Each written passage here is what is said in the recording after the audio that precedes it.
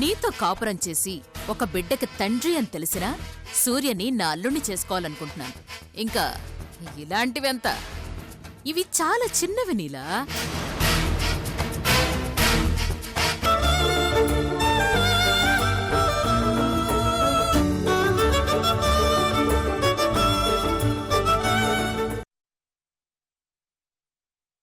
బాబు కాపాడయ్యా, కాపాడండి బాబు, నన్ను చంపేస్తున్నారు, కాపాడండి బాబు, బాబు నన్ను కాపాడండి అయ్యా, అయ్యా నన్ను కాపాడండి బాబు, బాబు మీకు పుణ్యం ఉంటుంది, నన్ను కాపాడండి బాబు, నన్ను వదలండి అయ్యా, బాబు నన్ను వదలండి, వదలండి, నన్ను వదలండి అయ్యా, మీకు పుణ్యం ఉంటుంది, నన్ను వదలండి బాబు, అయ్యా మీకు దండం పెడతాను, నన్ను వదిలేయండి అయ్యా, అయ్యా వదలండి అయ్యా,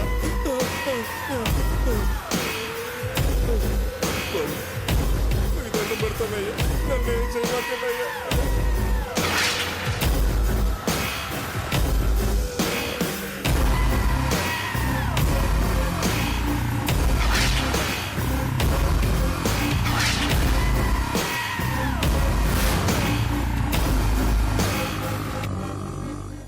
రాయ్, యమలోకంలో చేసిన పాపాలకి శిక్ష అనుభవించడమే గాని బాధలు తీర్చుకోమని కోరుకునే అవకాశం ఉండదురా.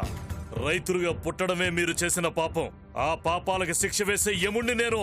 ఇది నా లోకం, కొండారెడ్డి లోకం.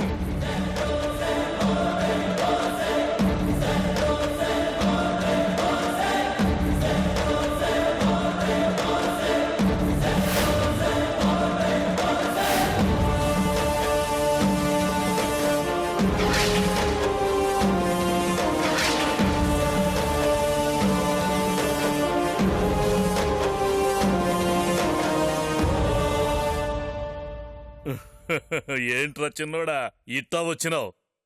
అది నీ మరదలతో.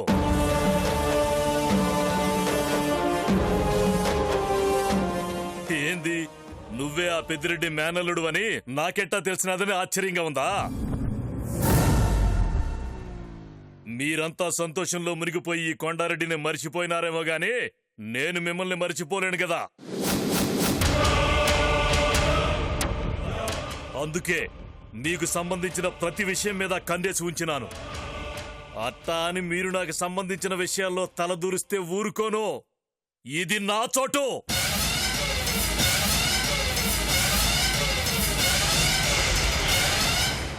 ఆళ్లతో మాటలేందయ్యా, ఒంటరిగా సిక్కినారు.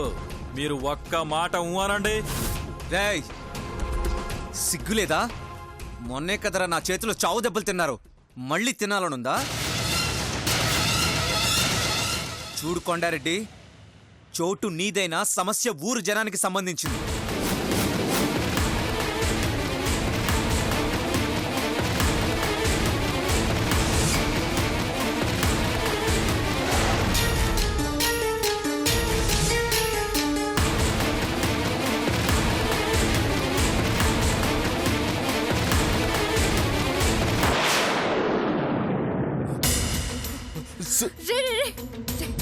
నువ్వు వెళ్ళి పెద్దని తీసుకురాపో. నేను ఇలా వదిలేసేలా నవల కాదు. నాకేం కాదురా, నువ్వు వెళ్ళు. అది కాదే, ఇంకా ఆలస్యం చేస్తే గొడవ పెద్దదవుతుందిరా. మళ్ళీ బావకి ఏదైనా జరగచ్చు. నువ్వు వెళ్ళి పెద్దని తీసుకురాపో. రే పోరా. సరే నువ్వు జాగ్రత్త.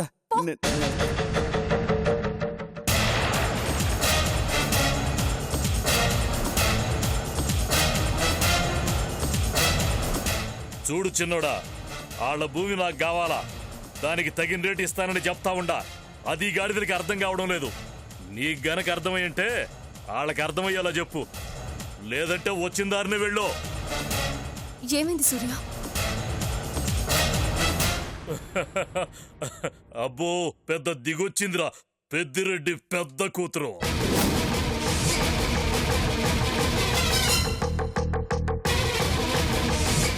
అవును, పెద్ద కూతుర్నే.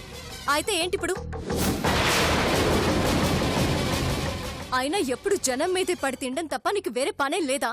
మరి నీకు మాత్రం అనవసరమైన విషయాలు తలదొచ్చడం తప్ప వేరే పని లేదా?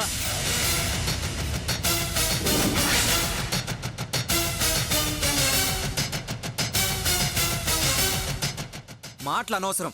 వీళ్ళు నీకు భూములనివ్వరు. ఏం చేసుకుంటావో చేసుకో.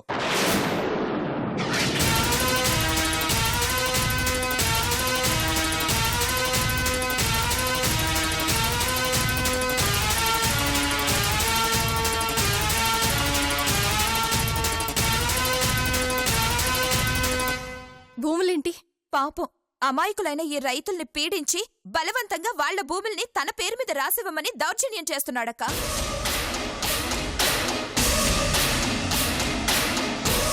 కోటి కోసం రెక్కల కష్టం చేసుకుని సంపాదించిన దానిలో రూపాయి కూడబెట్టి కొనుక్కున్న భూములవి నీకెందుకివ్వాలి?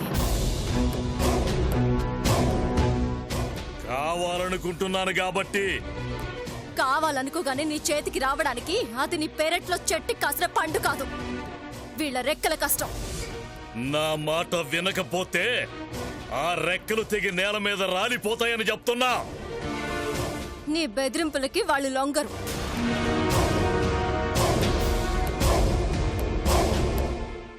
వాళ్ళకు అండగా మేమున్నాం.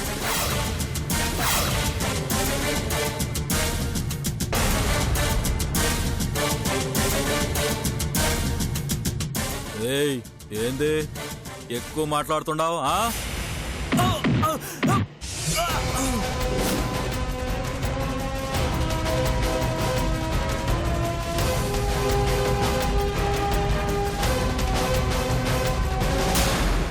నువ్వు మాట్లాడు జానకి. ఎవరడ్డొస్తారో నేను చూస్తాను.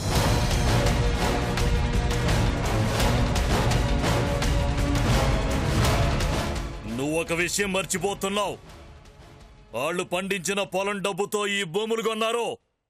వాళ్ళకి ఆ పొలాలు కౌలుకిచ్చింది నేనే.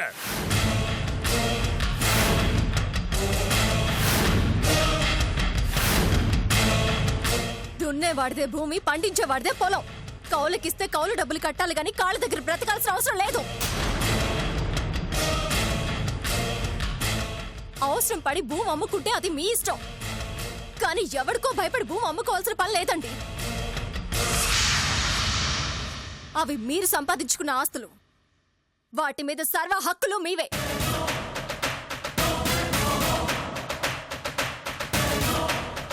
ఇది పెద్దిరెడ్డి గారి తరఫున నేను మీకిస్తున్న మాట.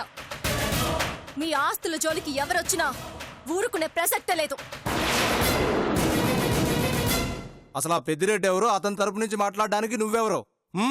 ఏయ్!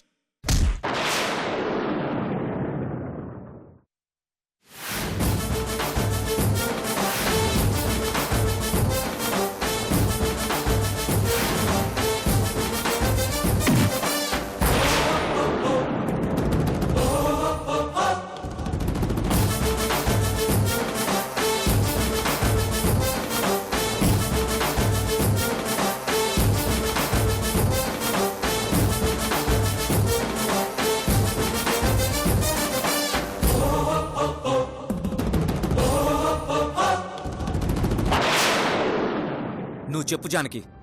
వినేవాళ్ళు వింటారు, అడ్డుపడేవాళ్ళు తింటారు. వీళ్ళగా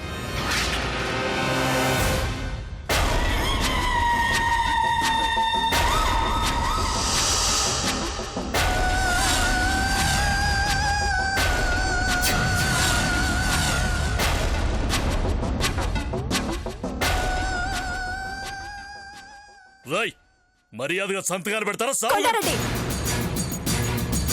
కొట్టి చూద్దాం. వాళ్ళ మీద నీ ఒక్కడి చేయి పడితే ఇక్కడున్న అందరి చేతులు నీ మీద పడతాయి.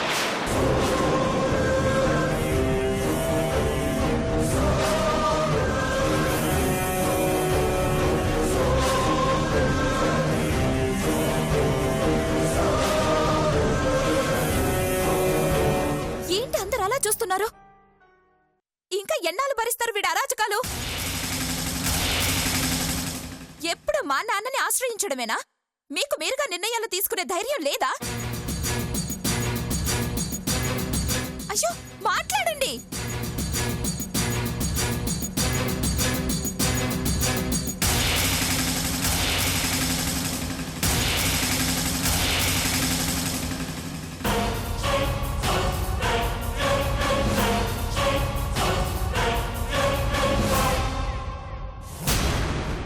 ఒక్కడిని కొట్టగలరు, ఇద్దరిని కొట్టించగలరు. కానీ అందరూ ఒకటైతే వీడు మిమ్మల్ని ఏం చేయలేడు.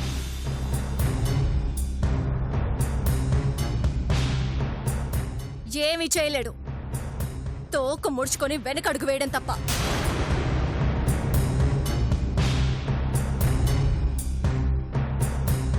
చూడండి, ఇక్కడ బ్రతికే హక్కు అందరికీ ఉంది. కానీ ఆ బ్రతుకు బానిస బ్రతుకు కాకూడదు. కష్టం మీది, ఫలితం మీది. ఇంకెవడికో తలవంచడం ఎందుకు?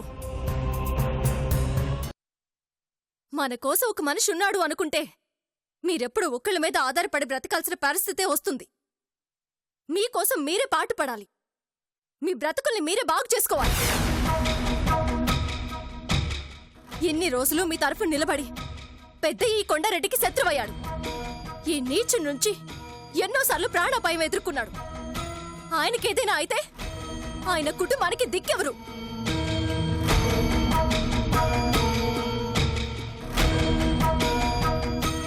ఆయన కుటుంబంలో ఎవరికైనా ఏదైనా జరిగితే ఆయన పరిస్థితి ఏంటి? ఆయన పరిస్థితి ఏంటి? ఆయన పరిస్థితి ఏంటి? ఆయన పరిస్థితి ఏంటి? ఆయన పరిస్థితి ఏంటి? ఆయన పరిస్థితి ఏంటి? ఆయన పరిస్థితి ఏంటి? ఆయన పరిస్థితి ఏంటి?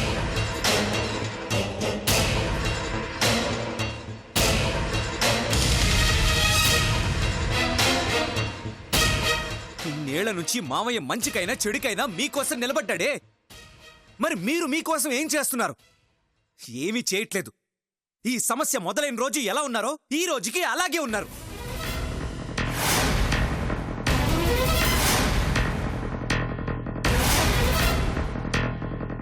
వీళ్ళు మారారు బావా. ఊరికేదైనా మంచి చేయాలని ఆలోచిస్తూ మా నాన్న ఎన్ని నిద్రలేని రాత్రులు గడిపారో నాకు తెలుసు.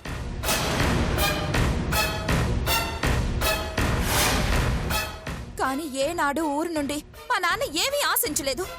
వీళ్ళు మారితే ఆయన చాలా సంతోషపడతాడు. కానీ వీళ్ళు ఇంకా భయం గుప్పెట్లోనే బ్రతుకుతున్నారు.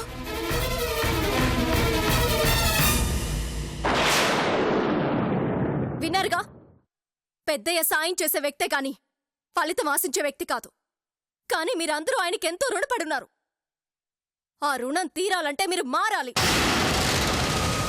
మొరిగే కుక్కలకి భయపడకుండా ధైర్యంగా ముందుకు సాగాలి. అది చాలు పెద్దయ్య మనసు తృప్తి పడ్డానికి. చెప్పండి, మారతారా లేక ఇలాగే చావు దెబ్బలు తింటూ చస్తూ బ్రతుకుతారా? మాట్లాడండి.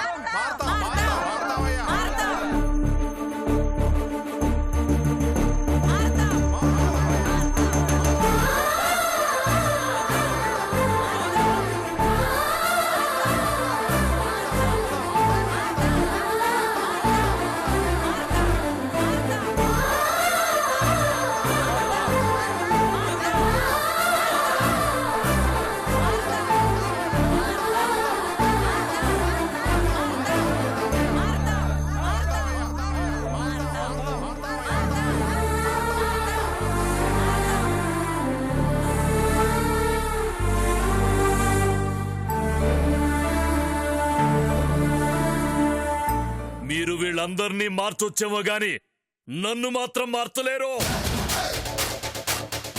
ఈ రోజు నుంచి నా పగ పెద్దిరెడ్డి మీదే కాదు, ఈ ఊరందరి మీద కూడా ఉంటుంది. రాయ్, మీరందరూ ఎలా సంతోషంగా ఉంటారో నేను చూస్తాన్రా. ఏ కొండారెడ్డి,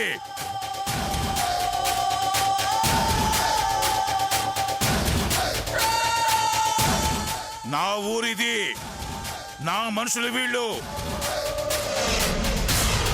నా కుటుంబంతో సమానం వీళ్ళు.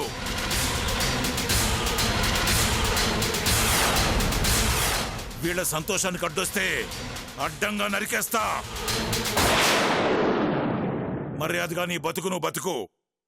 కాదని ఎవరు జోలికొచ్చినా నాలో రాక్షసుని చూస్తావు.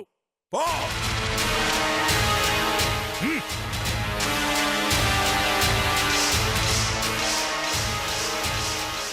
అయ్యా, ఇన్నాళ్ళు మా స్వార్థం కోసం మిమ్మల్ని చాలా ఇబ్బంది పెట్టినామయ్యా. ఇంకా మారతామయ్యా. భయం గుప్పిట్లో నుండి ధైర్యం వాకిట్లో అడుగు పెడతామయ్యా. అయ్యా ఏ మాటకా ఆ మాటే. ఈ జానకిని మీరు ఏ ముహూర్తాన పెద్ద కూతురు అన్నారో గాని తనలో కూడా అన్ని మీ లక్షణాలే. మీ అల్లుడు కూడా మీకు తగ్గ అల్లుడేనయ్యా. వైషమ్మకి సరైన జోడి కుదిర్చాడా దేవుడు.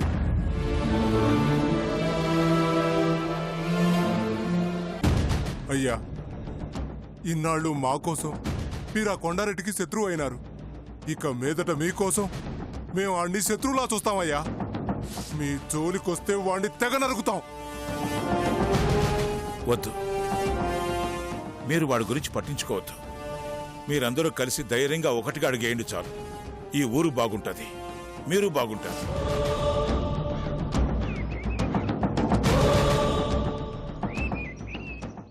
సరే సరే, మీరు ఇక వెళ్ళండి. వస్తామయ్యా. ఉంటామయ్యా. దండాలయ్యా. దండాలయ్యా. దండాలు బాబు.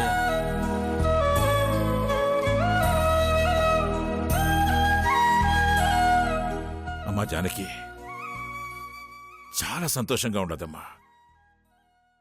నిజంగా చాలా సంతోషంగా ఉండదమ్మా. అల్లుడు, రామ్మా, పదండి.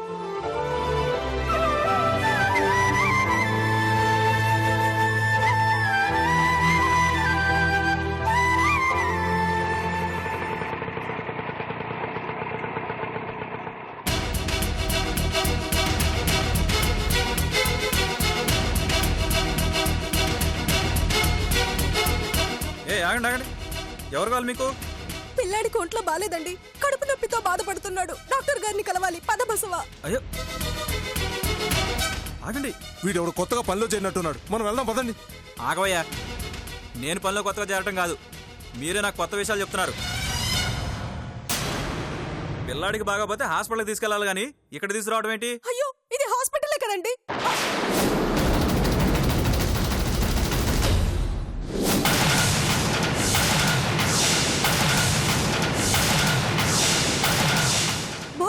బోర్డు ఎక్కడా?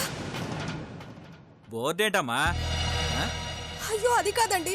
ఇక్కడ మహానంది చారిటీ హాస్పిటల్ బోర్డు ఉండాలి కదా. ఎక్కడ? చూడండమ్మా, మీరు ఎక్కడికో వెళ్లాల్సింది దారి తప్పి ఇక్కడికి వచ్చినట్టున్నారు. మీరు అనుకుంటున్నట్టు ఇది హాస్పిటల్ కాదమ్మా, ఇల్లు. హే, ఈ ఇంట్లోనే హాస్పిటల్ ఉందాయా?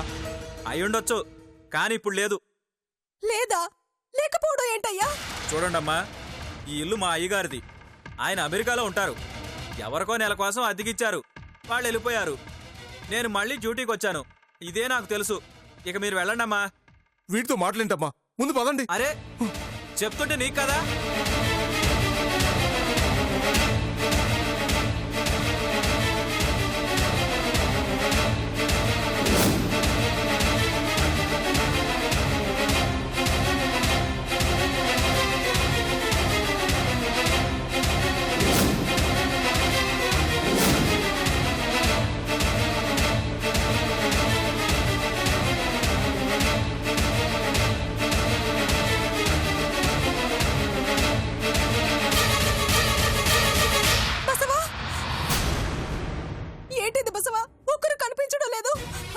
ఇదిగో అమ్మా. ఏంటంటే ఇది? మీకు చెప్తే అర్థం కాదా? ఇక్కడ హాస్పిటల్ లేదు, ఏమీ లేదు. అదేంటండి? మహానంది అనే వ్యక్తి ఇందులో చారిటీ హాస్పిటల్ పెట్టి అనాథ పిల్లలకి ఫ్రీగా వైద్యం చేశారు. ఇప్పుడు సడన్ గా లేకపోవడం ఏంటి? అమ్మా, మహానంది ఏంటి, హాస్పిటల్ ఏంటి? ఇక్కడ ఎవరు లేరమ్మా. బసవా, ఉండు, నేను ఇప్పుడే మహానంది గారికి ఫోన్ చేస్తాను.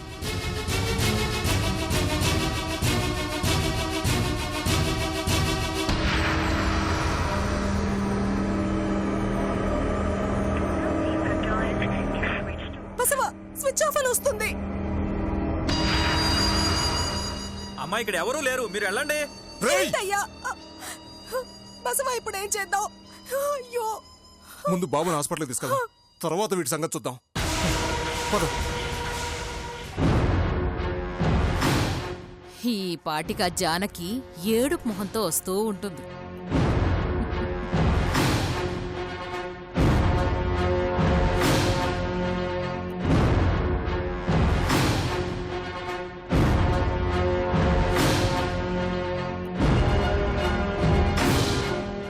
భవానీ భవానీ రే చిన్నా ఏందన్నా ఏమైనాది? ఏమైనాదని అంత చిన్నగా అడుగుతావేందిరా? అద్భుతం జరిగినది. వీళ్ళ ముగ్గురు మాట్లాడిన మాటలకి ఊరంతా మారిపోయినారు.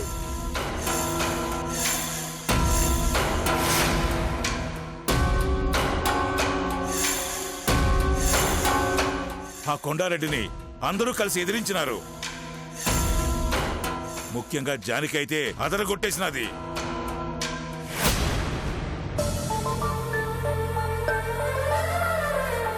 మన జానకి మాట తీరుకి ఆ కొండారెడ్డి గారికి పంచ తడిసిపోయినంత పనైనది. నిజమా అన్నా?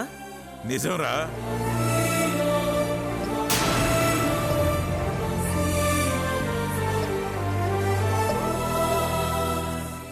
ఇంకా మన అల్లుడైతే చాకు అనుకో.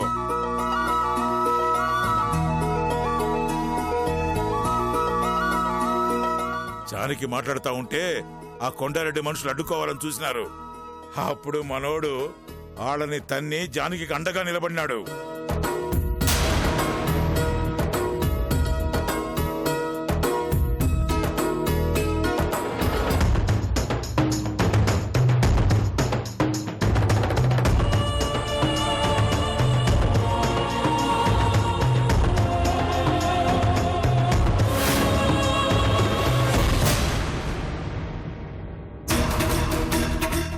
నేనేం అడిగినా ఇస్తారా పెద్దయ్య? ఇస్తానమ్మా.